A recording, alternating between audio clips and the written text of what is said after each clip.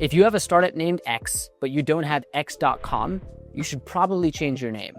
That is a direct quote from Paul Graham, and for years, I thought he was wrong. I was the proud founder of a startup called StartPack. The domain, startpack.io. And I defended that choice, saying the .com was just a nice to have. And I was dead wrong.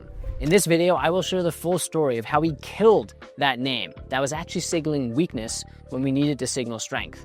And I was not expecting to find undeniable data that proves this isn't just my opinion. 100% of the top Y Combinator companies share this one specific trait with their name. And it is the thing that separates the best startups from those that are just marginal. Let's get into it. Look, the problem with not having the .com isn't that people can't find you. This isn't 1998. The problem is what it signals. Having a marginal domain signals you are a marginal company. And unless you are a massive household brand, you don't want that going against you. I remember so clearly with StartPack, when I would meet someone and inevitably tell them what I'm building StartPack. We help you start your LLC. We do your bookkeeping and taxes all in one place. And when they would ask, hey, what's your website? I would say, oh, it's startpack.io. And they would say, oh, .eio, what? And I would say, no, .io. Look, the problem is not that they couldn't type that in their browser, it's that it plants this seed of doubt.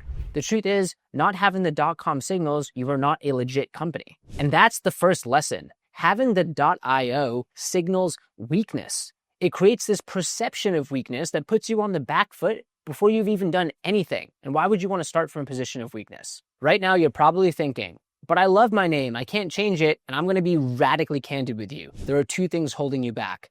The first is your identity, and the second is your lack of imagination.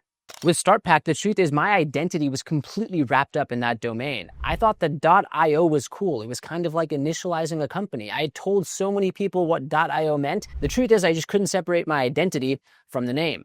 And the other thing, candidly, was the lack of imagination. I seriously couldn't brainstorm, or maybe I didn't want to brainstorm alternative names. I genuinely didn't think there was a better name out there. And here's the truth, which I learned the hard way.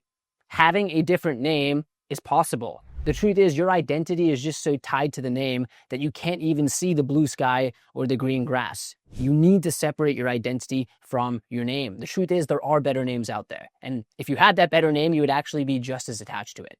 And now that you're actually thinking about a new business name, you might actually need to start a new business, and that's exactly what Doula, a Y Combinator-backed startup with the .com, we are Doula.com, does. We help you with LLC formation, bookkeeping, and taxes. If you are looking to start a business, you can head down below, schedule a free demo with our team.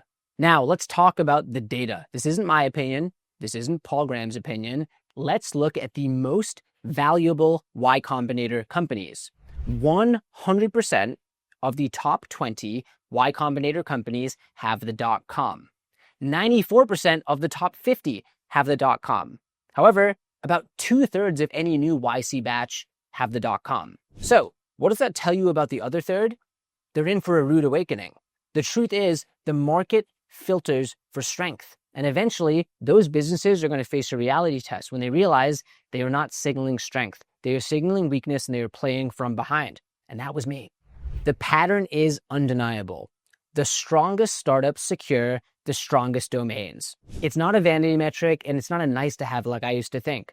It is a foundational first step that every single top tier startup takes.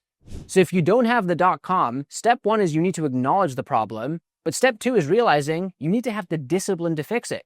It's not an impossible problem to solve. You can fix it in a few days. And this single change will pay off with massive compounding dividends in terms of credibility that builds day after week, after month, after year. Do not let denial hold you back. And if your friend says, I don't need the .com, you can send them this video and say, yes, you do. You need the .com. Okay, you fixed your domain problem and now have the digital real estate of a serious startup. Your .com signals strength. But you're probably wondering how to get customers to visit your site without wasting time and money on growth tactics that don't work. Y Combinator has a brutally simple playbook for how to solve this exact problem, and it just so happens I've recorded a video on this topic. Watch this video next.